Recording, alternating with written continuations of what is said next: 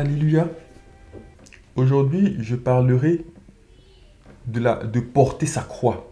Le thème sera porter sa croix. Qu'est-ce que cela signifie porter sa croix? Qui dit porter sa croix, dit aussi déposer sa croix. Oui. Qui dit porter sa croix, dit aussi déposer sa croix. Qui dit porter sa croix pour le Seigneur, dit aussi déposer sa croix pour l'adversaire. Ne nous trompons pas. Si la Bible n'est pas claire, elle est claire pour ceux qui ne veulent pas qu'elle soit claire pour eux. Pour ceux qui ne veulent pas être en communion avec le Seigneur. Mais quand nous voulons être en communion avec le Seigneur, la vie est claire, c'est clair. C'est de l'eau de roche. La parole du Seigneur est claire. Qui veut porter sa croix pour le Seigneur?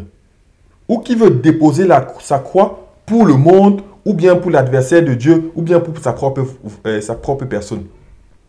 Le Seigneur dit bien, je ne suis pas venu accomplir ma volonté. Ça veut dire que cela signifie qu'en tant qu'homme, j'ai une volonté. Ma volonté est de fuir le mal, de fuir la douleur. Ma volonté est de fuir les gens qui me persécutent. Ma volonté est de fuir les gens qui me haïssent. Ma volonté est de fuir tout désagrément dans la vie. Oui, notre volonté. Le Seigneur le dit, notre volonté, et il le montre, lui-même par sa propre vie, notre volonté est de fuir les désagréments.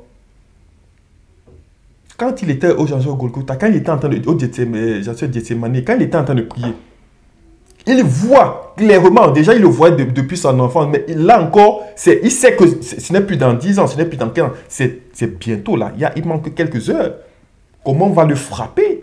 Comment on va le négliger? Comment les gens qui l'a aidé vont l'humilier?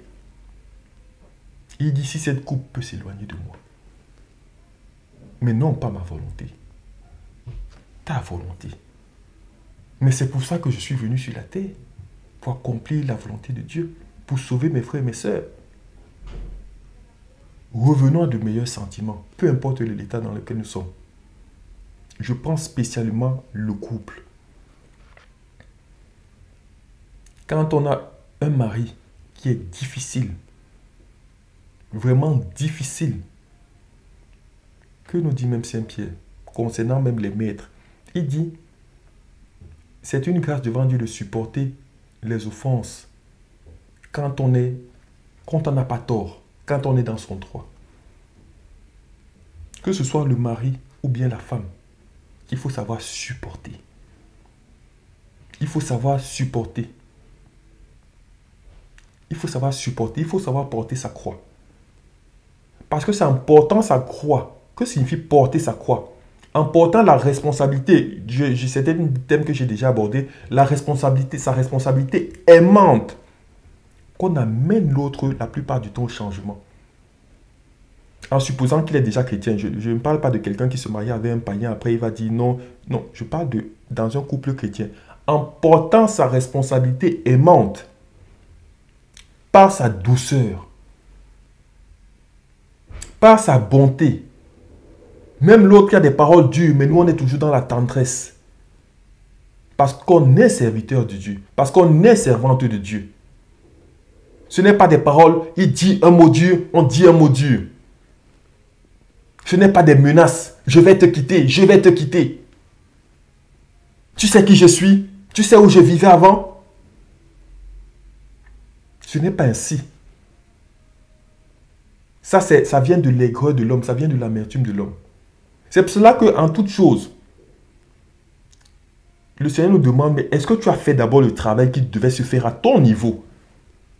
Oui, l'autre a des défauts, mais est-ce que toi-même tu as fait le travail qui devait se faire à ton niveau? Si tu avais fait le travail qui était à ton niveau, tu devais déjà comprendre par la responsabilité aimante, la douceur qui devait être en toi, pour qu'elle se répercute le jour de la visitation de l'autre. Parce que l'autre peut être chrétien, mais ne pas être véritablement converti. Et la conversion peut venir un moment. Quand le Seigneur le visitera pour dire, mon serviteur, ma servante, depuis là, je ne suis pas dans ma congrégation, mais tu n'as jamais compris ma volonté. Aujourd'hui, je viens te visiter. Et pour cela, je te donne l'exemple, ta femme. Regarde cette douce femme. Regarde comme elle est toujours humble. Toi, dur de caractère. Toi, ceci, toi, cela. Mais regarde ta femme. Et la personne tombe dit, mais qu'est-ce que j'ai fait? Qu'est-ce que j'ai fait depuis? C'est comme cela qu'on convertit. Ce n'est pas la multitude de prières qu'on peut faire dans les congrégations et on ressort toujours identique. Ce n'est pas les offrandes de dons d'argent. Le Seigneur n'a pas demandé l'argent de quelqu'un.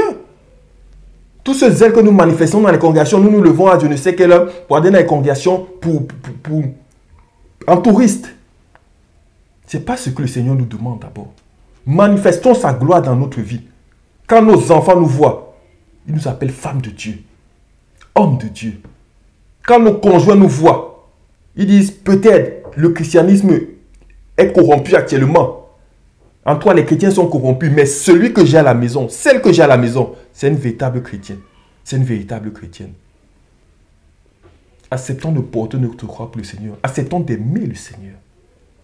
C'est ce qu'il nous demande. Il ne nous demande pas beaucoup de choses. Et après cela, la gloire s'ensuit toujours. Toujours, toujours. La Bible nous le confirme. Celui qui s'attache à la Bible, il verra que la Bible nous le confirme. La gloire s'attache toujours à celui qui porte sa croix. Que le Seigneur Jésus nous bénisse et qu'il nous accorde cette grâce de comprendre sa parole. Amen.